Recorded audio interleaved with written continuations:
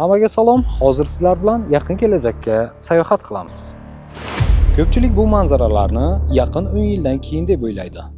Ammo buning uchun bir necha oy kifoya xolos. Nafas olayotgan havomiz sifatiga kim javob beradi? Ichayotgan suvimiz tozaligiga kim javob beradi? Atrof muhitga ta'sir ko'rsatayotgan korxonalarni kim kuzatadi? Bugun aynan mana shu savollarga javob topamiz. Javoblar esa mana shu eshiklar ortida bo'ladi. Bu Buxoro neftni qayta ishlash zavodining ekologiya bo'limi. Atrof muhitni muhofaza qilish, ekologik nazorat va ishlab chiqarish jarayonlarining tabiatga ta'sirini monitoring qilish bilan shug'ullanuvchi mutaxassislar jamoasi. Ekologiya va atrof muhitni muhofaza qilish bo'limi o'z faoliyatini bir necha yo'nalishlar bo'yicha amalga oshiradi. Atmosfera havosini muhofaza qilish guruhi korxona hududi va uning atrofidagi havo tarkibini muntazam nazorat qiladi. Maxsus nuqtalardan olingan namunalar laboratoriyaga yetkazilib, zararli moddalar miqdori tahlil qilinadi. Chiqindilar va yer resurslarini muhofaza qilish guruhi esa tuproq hamda yer osti suvlari holatini o'rganadi. Olingan namunalar orqali hududning ekologik holati baholanib, ehtimoliy ifloslanish manbalari aniqlanadi. Oqova suvlarni nazorat qilish guruhi ishlab chiqarish va maishiy oqovalarning tozalash bosqichlaridan o'tishini kuzatadi. Har bir bosqichdan namunalar olinib, suv sifati laboratoriya tahlillari asosida baholanadi.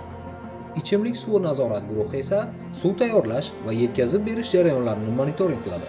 Olingan barcha namunalar ekoanalitik laboratoriyada zamonaviy uskunalar yordamida tahlil qilinadi. Bu yerda tabiat gapiradi. Faqat biz uni tahlilchilarimiz orqali eshitamiz xolos.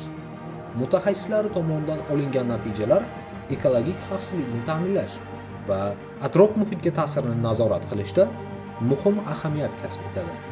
O'zbekiston Respublikasi Prezidentining ekologiya va atrof muhitni muhofaza qilish sohasini transformatsiya qilish to'g'risidagi 81-sonli farmoni ijrosini ta'minlash maqsadida korxonamizda zamonaviy ekologik monitoring stansiyalari, ekobudkalar o'rnatilgan. Ekobudka havodagi chang zarralari hamda boshqa ifloslantiruvchi moddalar miqdorini o'lchab, olingan ma'lumotlarni real vaqt rejimida monitoring tizimiga uzatadi. Bu esa korxona faoliyatining atrof muhitga ta'sirini doimiy nazorat qilish, ekologik talablarning bajarilishini ta'minlash hamda havoning sifat ko'rsatkichlarini muntazam tahlil qilib borish imkoniyatini beradi. Ammo tabiatni asrash faqat zamonaviy qurilmalar, bir soha vakillari yoki bir necha mutaxassislarning ishi emas. Fuqarolar atrof tabiiy muhitga ehtiyotkorona munosabatda bo'lishga majburdirlar.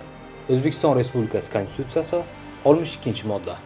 Demak, toza havo, musaffo tabiat va sog'lom kelajak uchun mas'uliyat barchamizning zimmamizda. Hurmatli ekologiya xodimlari, hammamiz uchun, hamma nomidan qilayotgan xizmatlaringiz uchun rahmat. Yana bir bor kasb bayramingiz muborak bo'lsin.